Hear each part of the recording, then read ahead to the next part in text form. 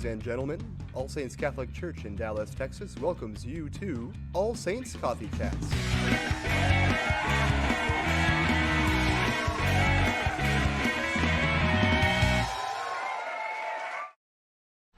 Alright, we're on. Hello everyone, welcome to episode 11 of All my name is Andrew Darling. I'm the Director of Junior High Youth Ministry and Faith Formation, for those who haven't been with us before. And this week our special guest is one of our other co-hosts. Yeah! The very own Paul Bianchi. Hello everybody, I'm Paul Bianchi. You've seen me on this show. I still exist. Sunday Reflections and right now. So what is your actual job title? Do we... Yeah, so Who are you? Father Alphonse has given me the title to our bishop of the Director of Things. Okay. So that's what I'm in charge of. I guess if my official title is Director of Youth, Young Adult, and Family Ministries, which is just a big way of saying Director of Things. Yeah, I think just Director of everything. I get to do a lot of collaborative stuff with you and Chelsea and Elizabeth Horsley, who has done a lot with our young adult ministry. I've worked with the Alpha Ministry, with Kathy's office, with some of the things that are going on with families. I get to work very closely with the school and Luke Malone, who we had on here a few weeks ago, the religion teacher, Miss Druffner, our principal. So yeah, it's fun. I get to work with a lot of people in a lot of different ways, and I love it. I've been in ministry for a very, very long time. Yeah. So it's fun to keep finding new ways to reinvent the way we're doing ministry. Yeah. So no, that's especially nowadays. Yeah. Yeah. No kidding. Yeah, it's been so weird, but it's been funny because I'm just getting started with ministry, you know, in this particular kind of role, and now that things are so weird, it's like, oh my gosh, what do I do? But then, like, you've been doing this for 20 years or so. Yeah, 20 years. So it's like I'm learning a lot from you as well as just trying to figure it all out as well. Yeah, we had the great conversation last year in the school as we're walking down the hall where one of the students stopped me and asked if Andrew was my son, and he's not. But I've been doing ministry for almost as long as he's been alive. Stacy, my title does not fit on a business card. So that's why I'm just Director of Things. Good question, though. It just be like a whole piece of paper, like. Yeah. I just carry an 8.5 by 11 photo.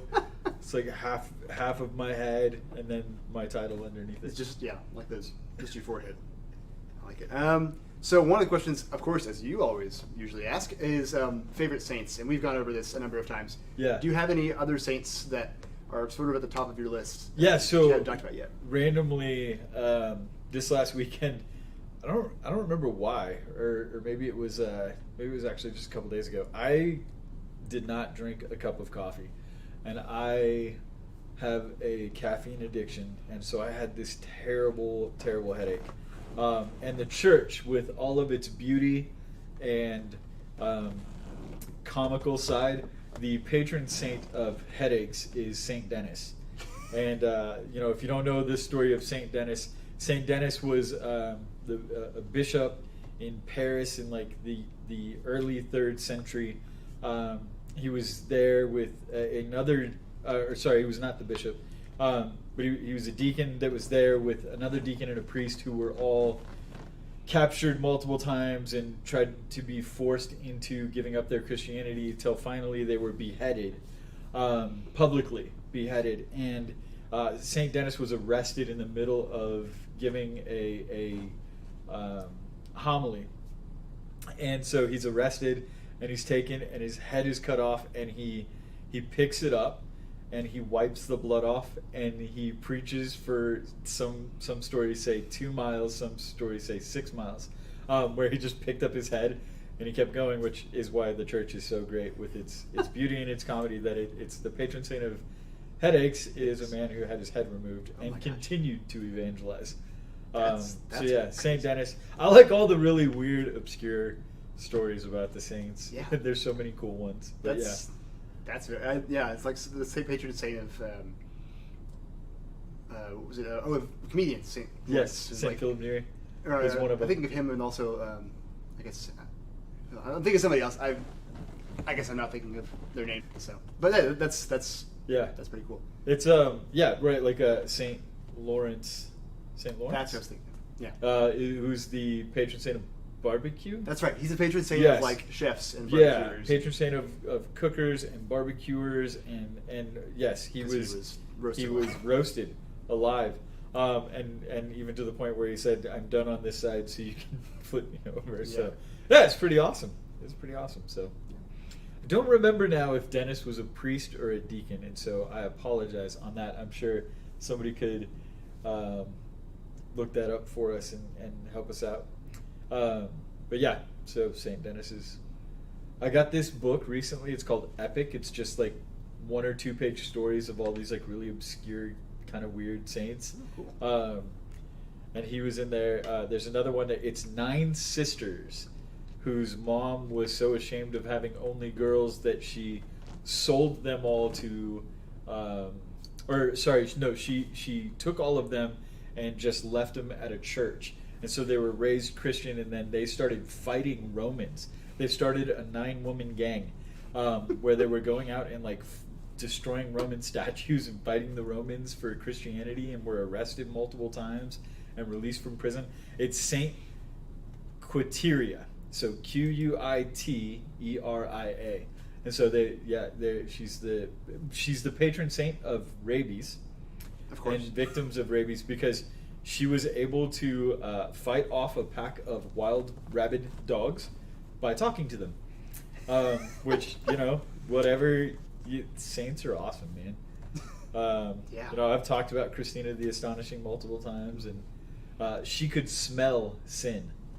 And so when she's at her own funeral and she levitates into the rafters of the church, the priest tells her to come down, and she does because of the obedience to the caller. And when they asked her why she levitated, she said, "I was trying to get away from the stench of your sins." To the people who were at her funeral, like, these are your closest friends and loved ones who came to your funeral, and you say, "I levitated because I was trying to get away from the stench of your sin." But the whole town repented afterwards. Every single person went to confession, Catholic and non-Catholic, and then she took on different forms of mortification for the sake of other people, where she would like throw herself into rose bushes or freezing water or fires. And yeah, saints are awesome. Saints They're are awesome. one of my favorite things about being Catholic, for sure. Yeah. No, So- that's fantastic. We do have one question that came in so far, followed by a comment by the same person, It's which a very true comment. is fantastic. The question was, "What's the best cup of coffee you've ever had?" I'm not a huge coffee person. You I love are. coffee. Okay. Yeah. I was in Hawaii and with my wife for our honeymoon, and I had a macadamia nut coffee one of the mornings that we were there, and it was phenomenal. So yeah, I don't really remember most of the coffee that I drink, but the fact that I remember that one is probably why I would say it's the best one I've ever had. Oh, shoot. So, Yeah, I was at the airport in Minneapolis once, and I got something at a coffee shop. It's like the place to go in Minnesota. It's like Moose something, which is very Minnesota, and that was super good. But I don't even remember what it was, but it was related. But there we go. Yeah. So one of the things that we mentioned we were going to talk about, we sort of hinted at it, or you sort of hinted at it, over the past 10 episodes, I guess now. Yeah. We're on our 11th episode. That's kind of crazy. that means that we've been doing this for 11 weeks. Yeah. So She's that she. is I'm sorry. That just totally. joyful Yeah. and sorrowful at the same time. Not that I don't love being here with you guys, but the fact that this is how we have to do ministry right now is tough. But Oh, St. Dennis was the Bishop of Paris. Okay. yeah, okay. Good to know. Thank you. All right. Then. Um, I was right the first time. One of the things that we had talked about is that here and there you would hint at your conversion story. So you were not raised Catholic, but you had a sort of major moment of conversion in your life. Yeah. And every time you do, Chelsea's like, "Oh no, we need to save that for a whole episode on its own, because that could be a whole episode." Yeah. And it doesn't have to be the whole episode. Speaking of which, feel free to send in questions if you've got any through the questions or any other way. Yeah, that way I don't have to talk Right. by myself for the whole hour. Thanks, Catherine. But so very honest. So if you were to describe your, honestly, she's right though. But it would all be good. So you started ministry 20 years ago. Yep. And that was sort of around the same time. So can you talk about sort of how that all came to happen? Yeah. So I grew up in Las Vegas, Nevada, and my parents were never really big on forcing religion on us. You know, it's funny that I have probably like the most Catholic name that is out there, Paul Joseph, but yet my parents were not Catholic or Christian. We had a very Christian upbringing without it ever being about Christ. You know, my parents were very good about teaching us the laws, the commandments, without ever mentioning that they came from the Bible or anything like that. So it was a good upbringing, and it was very Christian in a lot of non-Christ ways, if that makes sense. They instilled very virtuous things into my sister and I. But we never went to church. It was not something that we did. I had a friend that went very regularly, but most of my friends did not. One of my friends went just for Christmas and Easter. So it just wasn't part of what we witnessed as kids so much. In the middle of my junior year of high school, my dad moved to Houston, Texas, and my family followed. And my parents said, "Why don't you finish your senior year here in Las Vegas?" And so I did, and I started to. Halfway through, at the end of the semester, Christmas break, I came to Houston to visit my family.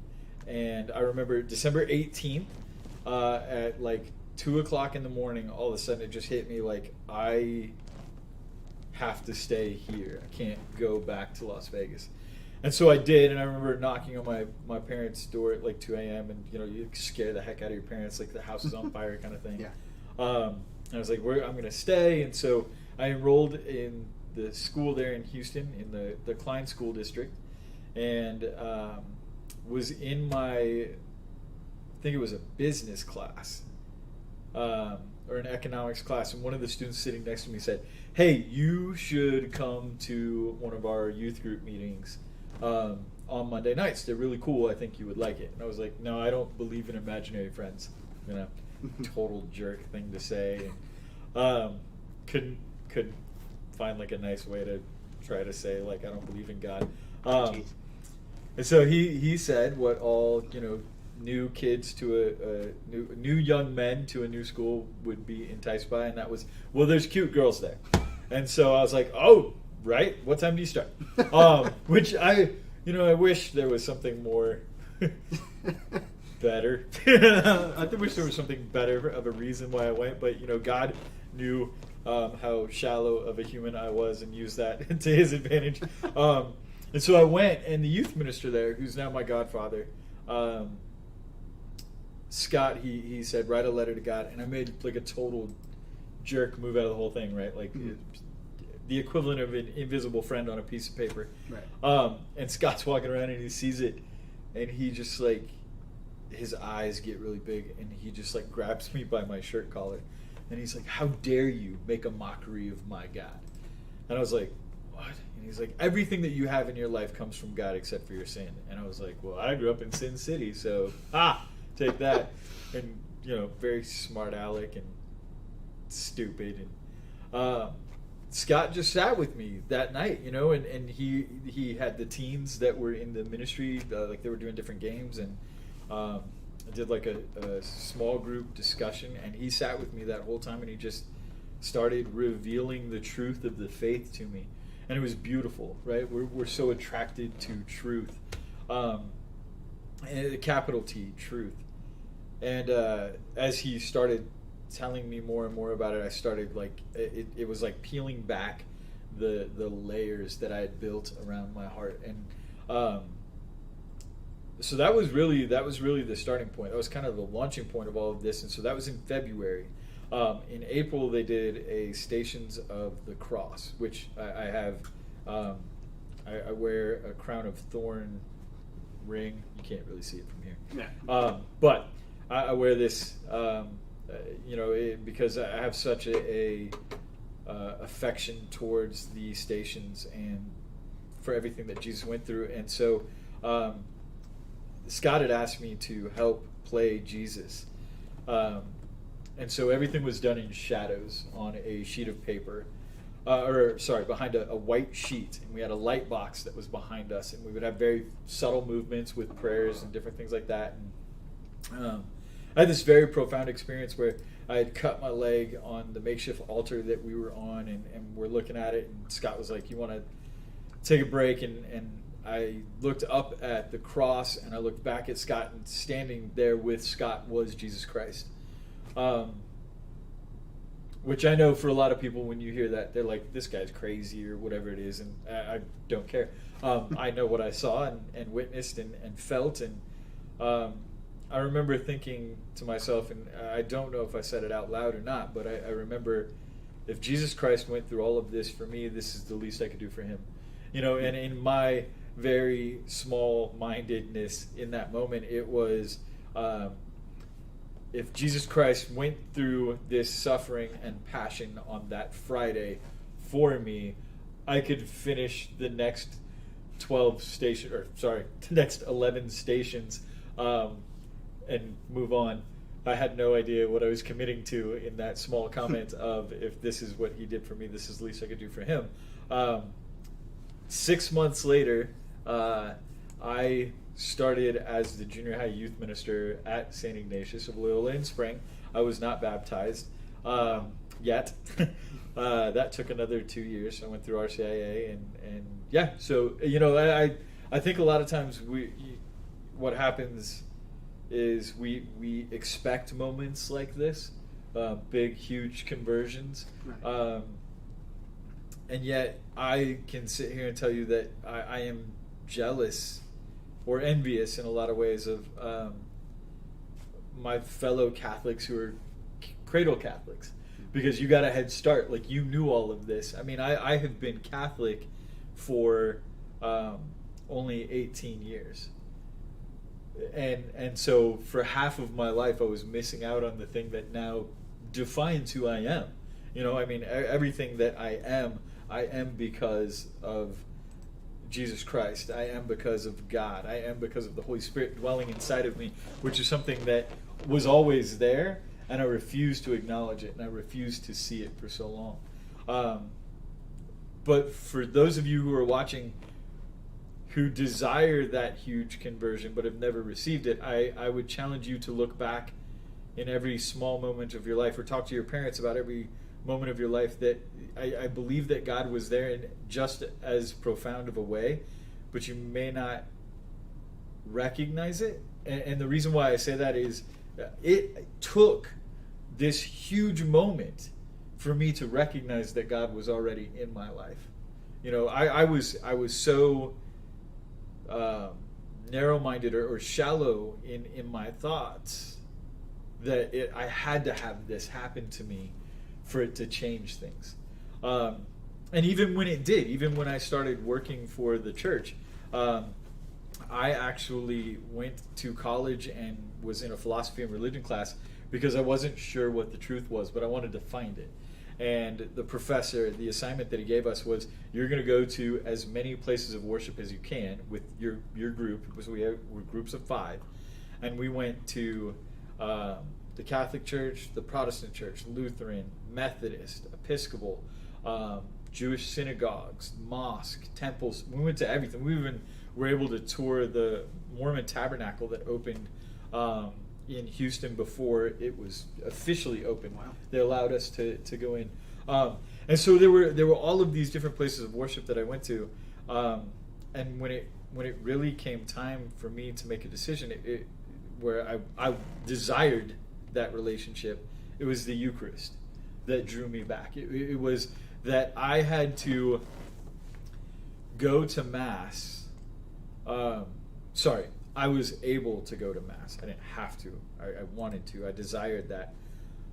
But I was the person in the back who didn't know when to stand or sit or kneel. Mm-hmm. I didn't know the psalms or that were being sung, or understand the worship aid that was in front of me, or nobody wants to hold hands with the weird guy in the back kind of thing during the Our Father, and I didn't know the words of the Our Father. And then everybody goes up to receive Eucharist, and I have no idea what's going on. And I go up there, and I do remember going up there one time, and I was just kind of like standing there, and thank goodness it was our pastor at the time that I went to, because he was just like, "I'm not giving you this." And I just kind of was like, "I don't even know what it is." And he was like, "We'll talk about it later." And so he did. He came up to me after Mass, and he was like, "Let's talk about it." And it was a really cool experience, but I missed out on that for so long. I did eventually meet the cute girl at church. So, well, not specifically at church. My wife was doing an internship for the University of Notre Dame down in Houston. And so I can look back on my life. I do a lot of reflection because of ministry. Honestly, so much of what has allowed me to be in ministry for as long as I have, and I think be successful in a lot of ways, is that I constantly reflect on where I have been and where things are going, to be able to share those stories with people. And so, I mean, I can look back and say that, because of that decision on December 18th led to that February going, to that April, to that October, to getting involved in ministry, and then moving to a different parish. And then that's how I met my wife. I just happened to go to a youth ministers meeting, and she walked in, and 5 minutes later I asked her to marry me, and thank goodness she said no. She's way smarter than I am. But then that led me to Dallas, which led me to the parishes that have been here, which lead me to this moment right now. Wow. So that's incredible. It's been a fun journey. So, man, I think that there's just so much going on there. It's amazing. Just a couple of little things that probably seemed super inconvenient at the time were the things that were actually leading you closer to Christ, and that changed your whole life. Well, I think every time I look back, I can recognize that Christ has constantly drawn me in for different things. Like I was always the kid that everybody kind of went to for advice anyway. Like my parents were always like, "Oh, you're gonna be like a doctor or something that people go to just talk to," and that was just always kind of my personality.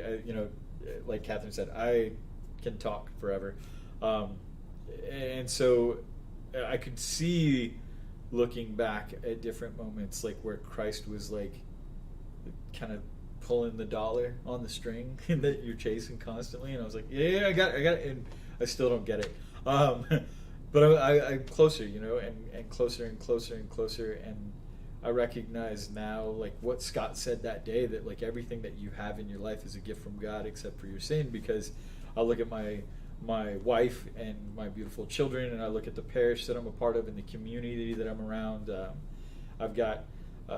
I work for and with an incredible staff of people, both here and at the school. My children are abundantly blessed. I can't. We had somebody. I don't remember if it was Luke or Adam that said the reading from Jeremiah 29:11 stands out to them, and I can probably say that there were 1,000 different things that I thought I was going to be when I grew up, and none of them would have ever been youth minister, obviously. Right. But through ministry and through the ongoing relationship with Jesus Christ, my life has been blessed in ways that I could have never possibly imagined. That's incredible. Real quick reminder for those. I'm sorry, I switched. A real quick reminder for those that are watching, especially for the first time. You can send in your questions through the Facebook comments or YouTube comments, or however else you manage to get a hold of us, but mostly those. Especially for Paul, about anything. Yeah. You can ask give them some hard I'll be questions all or right. something. Yeah. I don't know. To change, well, I guess to just continue sort of in your trajectory of things now, the recent shift with our staff was that you moved into this new position of Director of Family Ministries. Mm-hmm. It's one of the things that you were director of. But it's sort of the primary thing that is new and that you were going to kind of jumpstart. What does that mean? What was the need for that, and where do you see, obviously COVID changes things, but where do you see that going or fitting in? Yeah, so, Father and I have worked very closely together over the last 7 years, starting with the high school ministry, and then when Matt left, it was transitioning into more of a director's role of different things. So I have, I think at one point in time we looked at it, I think I have more pastoral ministry experience than anybody in the building, which is a weird thing to think about, like even more than the priest. And he really had a focus. He really had a focus when we were doing the survey a few years ago on the idea that we do have a lot of young adults in the parish who felt that they were not being spiritually fed in a lot of ways, and one of our largest, or probably our largest demographic of young adults is families. And so he talked to me about like, how are we going to start doing more family stuff? What would you like to see? So we started a program a couple years ago called Raising Saints, with the idea that our kids raise us up to sainthood, like that when we have children, or when we have very close relationship with younger children, they kind of demand the best out of you. It's not just that like you want to look at it and be the best for them, but they command that of you. Like they will call you out on your faults and your flaws and be very clear with like, this is what you need to be doing. Like that's not what Jesus said to do, and it's wow, a beautiful thing in a lot of ways. But it's also like our job to pass the faith on to the generations that are following. And specifically in the role of parenthood, when you are baptizing your child, there are a lot of promises that you make, a lot of things that you agree to. And one of those promises is that you will be the first and best catechist for your child. The idea of the domestic church is something that's very beautiful to me, that like everything we should be doing at home should be leading young people to Christ.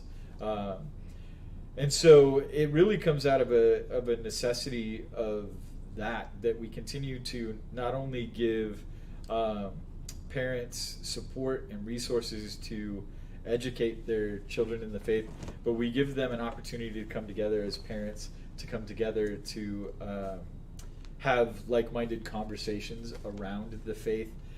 So when we started Raising Saints a couple of years ago, we started by doing almost like formational nights. I keep saying we started. It's not All Saints.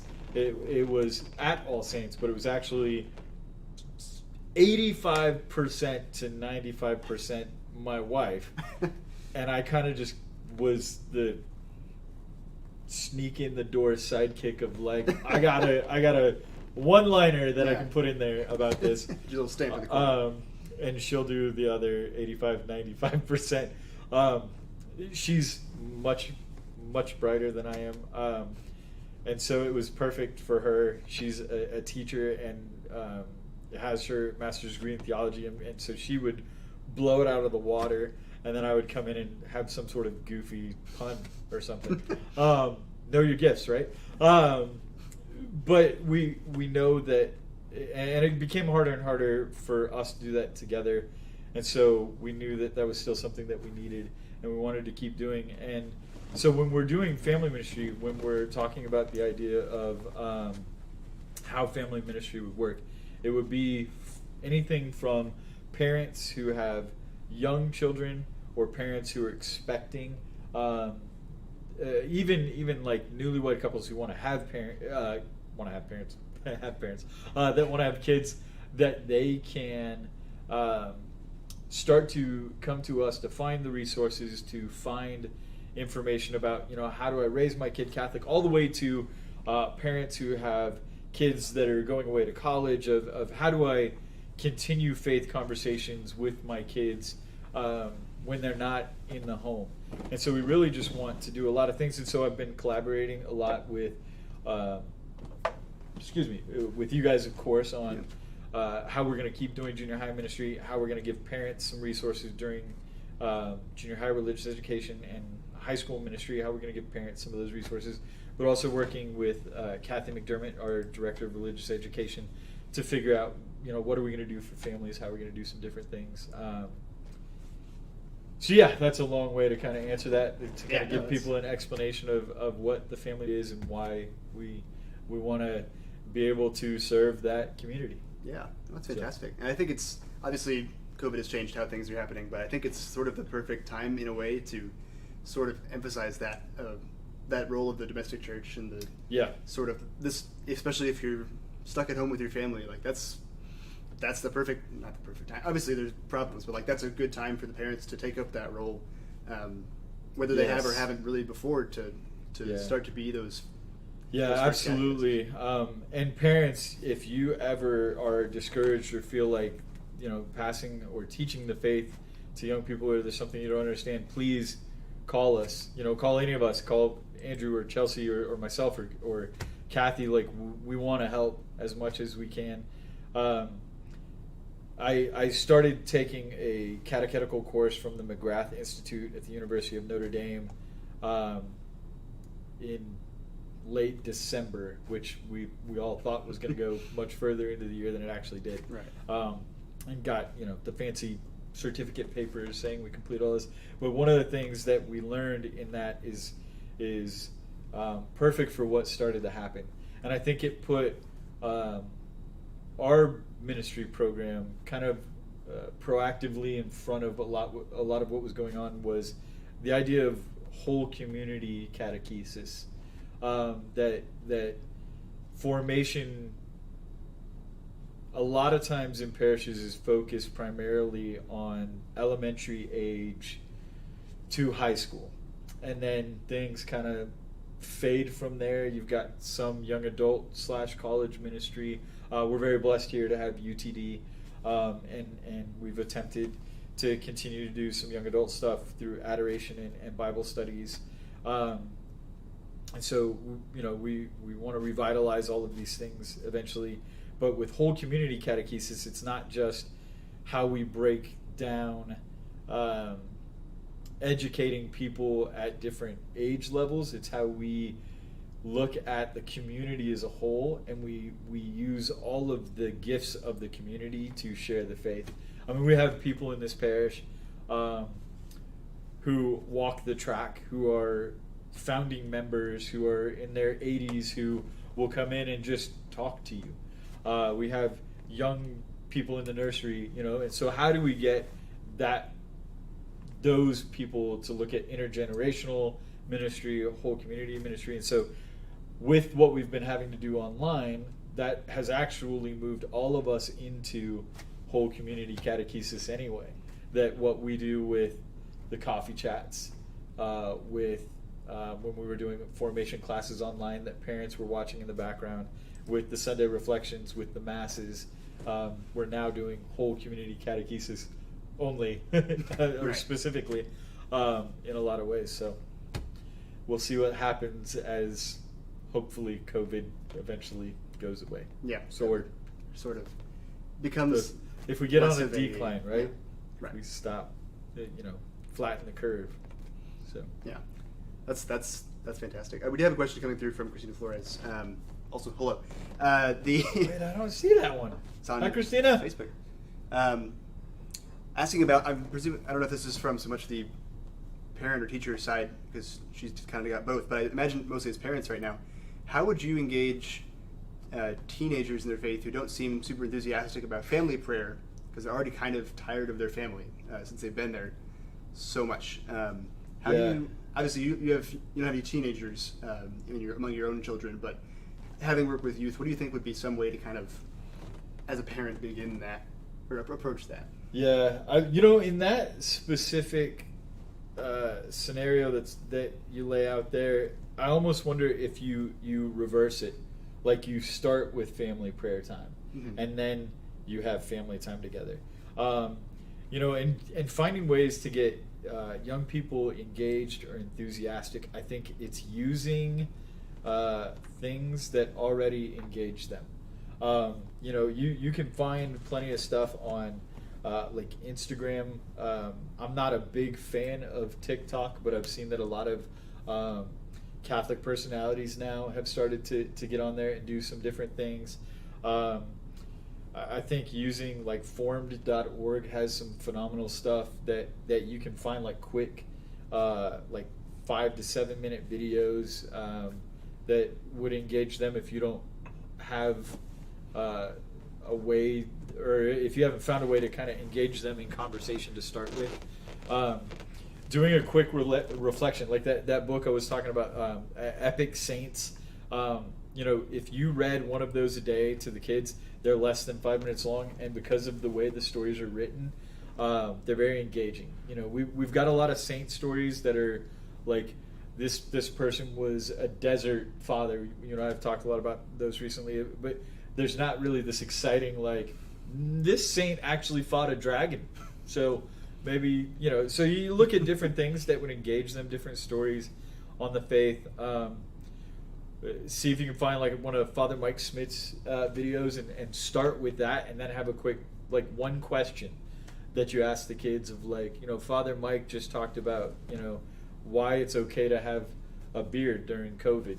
So would you want to have a beard? And if you have a daughter, like, I guess you could ask her the same question, but it's probably not as relevant. But different ways to try to see how you can engage them. If your kids are really into music, we've been very blessed with the gift of the Spotify, which has everything, and you can actually find every Catholic genre of music that there is. So you find any genre of music and a Catholic artist who does that genre, whether it's pop or rock or rap or country, like, you can find it. And so, even if you just found a song to play in the background while you're just asking the kids how they were doing, I think there's a lot of different ways. And the other thing that we have right now in the midst of COVID is access to everything. You can find a talk by someone who's engaging, like Mark Hart or Father Mike or Father Josh Johnson or Sister Miriam or Sister Josephine. Like, you can find it out there, and you can find one that fits with whatever you want to talk to your kids about, because they're there. So hopefully that answers your question, Christina. I really think if you kind of flipped the way you were doing things, instead of doing family prayer after family time, if you did it to start, that may help. They're going to be hesitant at the beginning. It doesn't matter if they're 4 or if they're 14 or 40. Like, they're going to be resistant at the beginning because everything is different now. I mean, we're seeing how much more difficult things like Bible study and youth group meetings are when everything's on a computer. Right. So I can imagine that people are going to have a hard time with family prayer time when they've already feel like they're maxed out on family time. Right. So, yeah. I would also encourage, let them pray on their own. Some people just need to be away from everybody else to kind of re-energize, and maybe if you start family time with family prayer, that you end family time by saying, just go be by yourself for 10 minutes, but look at this as a reflection or something like that. Yeah, that's awesome. I think too, like, the one thing that I'd add to that is, as somebody who's probably closer to being a teen than having more experience Definitely working with teens. I am. I mean, no, the one thing that always struck me was my mom and my dad, just like, especially my mom, living their faith. Of, like, not that you have to, like, be intentional and, like, kneel down and pray rosary in the middle of the living room or anything, but, like, having that experience of, like, whether or not your relationship with your parents is perfect, like, that this is what a good faithful Catholic does, and it might not take root immediately, but it's one thing that just kind of contributes to that. Yeah. Them seeing this as, this is how you should live your life. Yeah, if my kids are around and they see me on my phone, they like come and hover, and Right. like, what are you doing? And so if I'm not doing something that I should be doing, like if I'm just sitting there playing Scrabble or something, they're like, oh, I want to play Scrabble with you. And if I'm doing prayers, they're like, well, can we pray with you? Oh, okay, Yeah. I got you now. Yeah, there's definitely how we model that to the kids as well. Yeah. Very important. Yes, Mo also put Ascensions Presents. They've got tons of stuff as well that you can go to for resources. Yeah. So, yeah. A question about high school Bible study in particular. Chelsea is out again this week, but she'll be back next week. I think, right? When high school Bible study is coming back. Hopefully soon. I think August was the plan, but Yeah. she'll let you know for sure. Yeah. I think. Yeah, I don't want to say. I Yeah. thought we said August 12th, but Yeah. I'm not positive. So Yeah. Chelsea will be with us next week. Yeah. Excuse me, to help with answering those questions for sure. Yeah. So just kind of taking some time to recalibrate based on what the semester is going to look like. Yeah. So I have another question for you. Well, sort of a general, like, what do you think about this? As I don't know if you all can see, but this is a very excellently drawn picture of Batman. It's supposed to light up, but it You gotta doesn't. tap it on the top, maybe.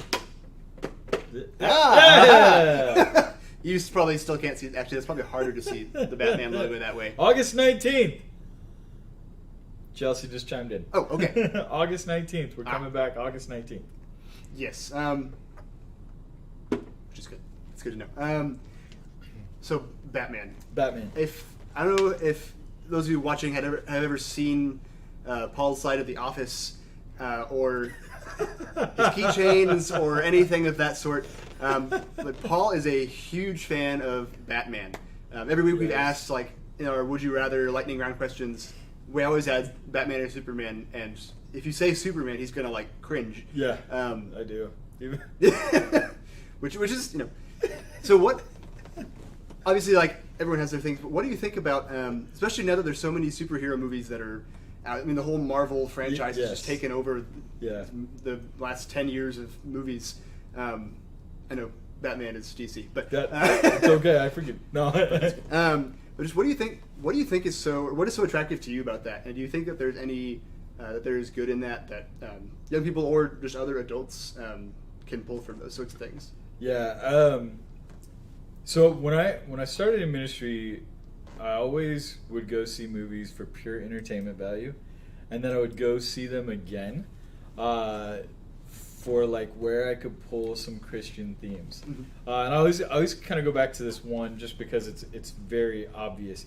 So in Spider-Man 2, like the one with Tobey Maguire, he's stopping like a speeding train. Like he gets in front of this train and he like cruciform, right? He's like stopping it by stretching his arms out. He's got the webs attached to the building, and the strength that it takes out of him, he like falls back into the train, and he has a cut on the side of the Spidey suit, almost like exactly where the spear pierced Christ.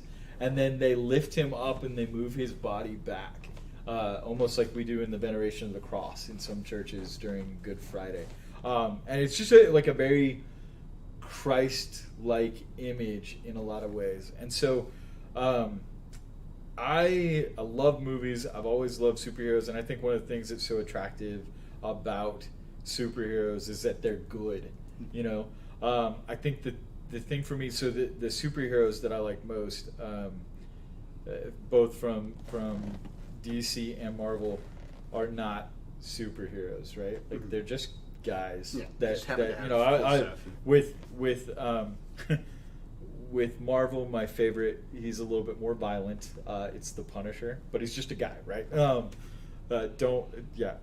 one that I idolize in some sort of way that like it's okay to do what he does, but I've always found him to be very fascinating.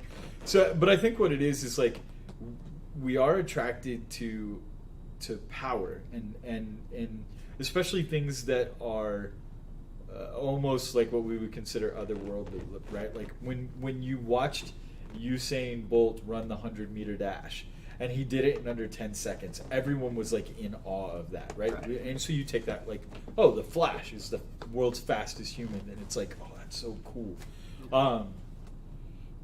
But what I think is most interesting, and my wife and I were having this conversation recently, where the question was prompted of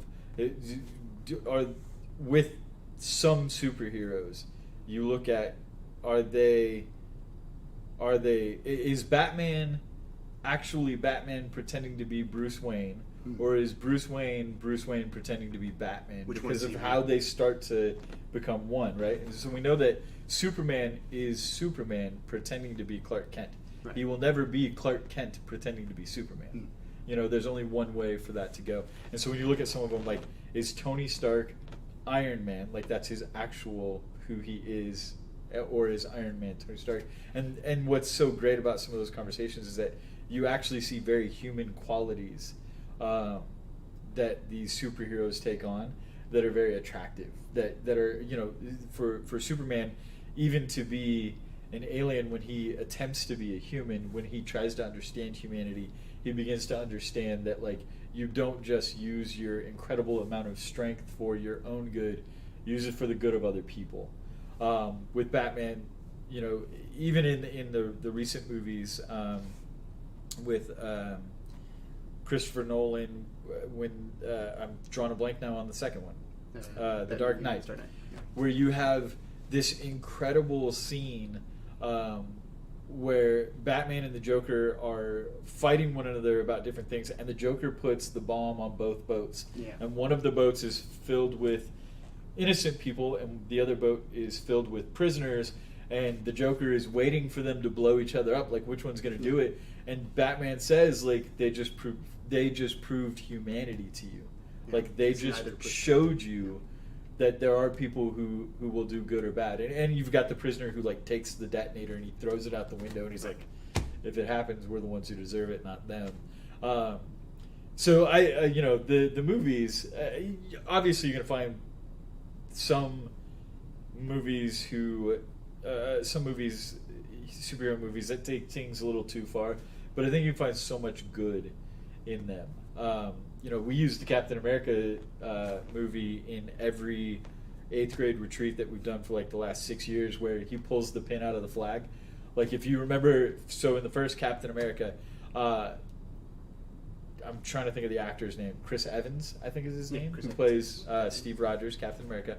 He's like this scrawny little guy, and nobody's ever been able to climb up the flagpole and get the flag down, but if you get the flag down, you get to ride in the Jeep back to the base, and they're running along, and he just pulls the pin out and grabs the flag while everybody else is trying to climb up. And then the next scene is they throw the grenade, and he jumps on it while everybody else runs. And you look at that, it's like heroism of this is the kind of person we all want to be like. And I think what's so cool about all of that is that all of them are pieces of the characteristics of who Christ was. Yeah. And so when you look at it that way and you say, for someone who's willing to fall on a grenade, and I'm attracted to that kind of hero who is willing to sacrifice everything for the people around him, you have Jesus Christ, who sacrificed everything for all. When you look at heroes who stand up for justice, or who are very humble in the ways that they approach how they save the world or whatever it is, you have Christ, who still was a greater model of all of those things. You get I don't know if you've seen the painting. Some of you out there probably have. It's got, like, all the superheroes, and it's the picture originally is like a bunch of construction workers sitting on a steel beam over a building, but they've got another one of all, like, the Avengers and all of DC's Justice League, and Jesus is in the middle, and he's like, and that's how I saved the world. And he's got, like, this smirk on his face, and but they're all, like, engaged. They're like, what? How did you save the world? This is amazing. And I think that's what it is, right? Like, that's so attractive, is that, like, we have this Christ figure who we can look at and say, this person did everything that every superhero that we think is so cool, he could do if he wanted to. Right. Levitate, walk on water, probably run the speed of light. I don't know. If he had to. So probably. I mean, saints bilocated because of him, so that's kind of like speed of light. Basically, yeah. Yeah. Yeah, I think that's awesome too. Like, there's so many things that are explored in those movies. You know, whether someone is worthy or whether, especially in not to give spoilers away, but like Infinity and Endgame, like, is humanity good? Like, is it worth saving even though it's not perfect? Yeah, like, there's some big questions that go on, but there's also just like the small figures. Like, if you haven't seen Spider-Man, not the animated one, Into the Spider-Verse. It's great. Spider-Verse, which is just a great movie on its own. Which is but like. The relationship with his father, like, there's nothing necessarily superhero-ish about that, but like, there's just good. It's good. There's good things going on. I love the scene where he drops him off at school. He like goes over the loudspeaker of the police car. I love you, son. Dad. Say it back. Not leaving until you say it back. Yeah. I mean, and you know, even the question with Endgame and Infinity War of, you know, is humanity good and worth saving? This is a conversation that Moses had with God at one point in time, where Moses is like trying to say to him, like, yeah, because someone here will make things better. Someone here will make things right. You know, and so don't stop at one. You got to do it for all. And that's the whole thing, is that, you know, Star Wars is another one that's a perfect example of, like, if you've seen Star Wars and you are a Christian, you know exactly what's going on in terms of Christian themes, whether it was meant to be that way or not. Right. That you have a character named Luke, who means bringer of light, and you have Darth Vader, who is in this constant conflict of good and evil, and the Force, and the Jedi and the Sith, and I mean, there's just, but that's throughout most literature and art that we find attractive, is that, like, there's so many Christian themes behind all of them that are beautiful in so many ways. That's awesome. That could be a whole other episode on its own. I'm thinking of like a dozen ideas. Well, this movie and this movie and this like, that's somebody wrote a book about it. It's I've got to remember the name. I think I have it in the office. It's like Superman and Star Wars, how Christ is invaded the culture subliminally or something like that. So whether it's intentional or not, people are looking for this good image, and the thing they come up with is Christ. I mean, to some extent, even like Harry Potter, which I know can be very what's the word I'm looking for? Divisive? Divisive in a lot of Christian areas. But even the author of Harry Potter said, I started this whole book to be a journey of Christ through a kid who's a wizard. Right. You know, and it's like, I have not read Harry Potter. And I saw 7 minutes of one of the movies once. But you know, that's the whole theme behind of it. And I was listening to a Christian podcast the other day where they were talking about, like, this is Harry Potter as Jesus Christ, this is how Harry Potter is modeled off of Jesus Christ throughout the whole thing. So that's incredible. We're getting close to the end. If you do have any other final questions in the last couple minutes here, let us know. Chelsea, yes, Paul does like Batman. I do like Batman. That's true. And Stacey Quinn had asked something else that a lot of our parents had and others had been asking about was faith formation for this year. We are getting close. We are putting some plans together. Part of it is that things keep changing. Things are probably going to keep changing, so we're trying to account for that. But we are working on it. There's going to be faith formation this year, in whatever format, in whatever kind of style. It'll probably look different, but we're working on it. And we're going to have that out soon. Especially Stacey, who's one of our she was my confirmation catechist, like my 8th grade year. So thank you for what you do. We'll definitely be letting catechists and others know, as well as the families and the students as well, as soon as we can, as soon as we have things finalized. So we're getting there, I promise. Yeah, we will have something for sure, whether it's here or virtual, but we will definitely have catechesis coming from this building. Yeah. So one last thing that I know we're going to go a little bit over, but we started a little late, so it's okay. Is our lightning round. Oh yeah. So now that this thing is lit up, I think it's especially it's good. Which it's never lasted this long before. Yeah, it's you know, that means I've got to be somewhere to save something, right? Yeah, and just like shine it on the roof or something. So one of the things we like to do is our lightning round, as you know, because this was your idea, was we do a whole bunch of questions, especially like would you rather questions, or questions that you can just answer as quick as possible that are usually questions you haven't thought of before. We have some of the ones we have thought of before, and I might start with some of those, but I also have some written down that you've not thought of before. Oh man! So awesome. Are you ready? I don't have a choice, do I? No. Okay. Then yes, I am. Okay. We'll start with some of the other ones that we've done before, just to get started, and then we'll go from there. Yeah, so, like a warm up. I like it. The easiest one of all, we'll start here. Batman or Superman? Batman. Cool. Are you not answering? I guess I should. Yeah.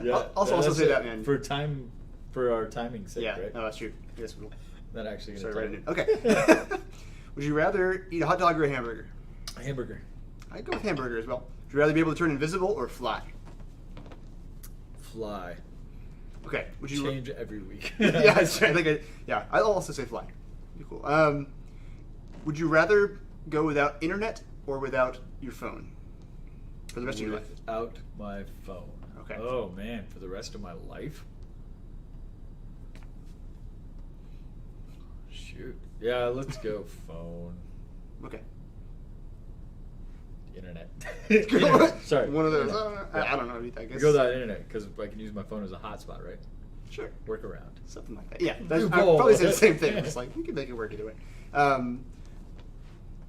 If you could only have one of your senses, which one would you have? Sight. Sight. Okay. Yeah, I guess I could probably go with that too. Oh man, that means no touch though. Or hearing. That would be funny. Taste, that'd be kind of. Oh, that's a tough one. Yeah, sight. Let's go sight, maybe. Sorry, I guess I'm pulling some of these from a different list I had. Would you rather lose your keys or your cell phone? Even though we both lose both on like a daily basis. Every day, constantly. I would rather lose my keys. Right. Yeah, I guess I'd go with my keys as well. Yeah. But both are just normal things that happen. Another one, would you rather vacation to Italy or Hawaii?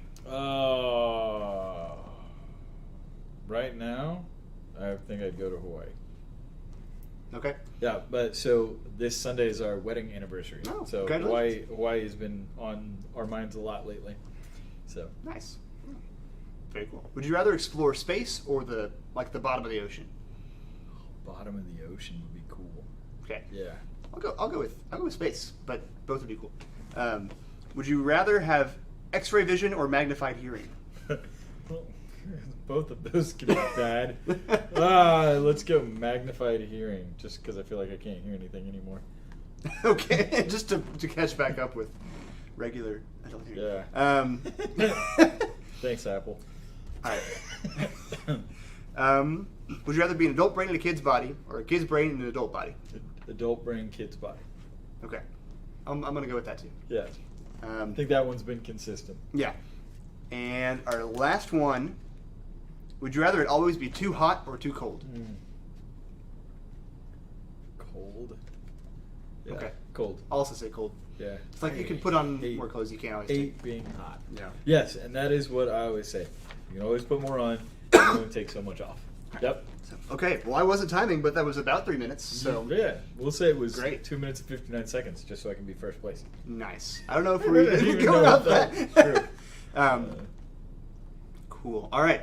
Well, Paul, thanks again for obviously being here, but thanks for sharing your story and some of your wisdom. If you all have other questions for us later on, let us know. We'll be back next week. We're working on finalizing our guests for next week, but it should be fun. Yeah.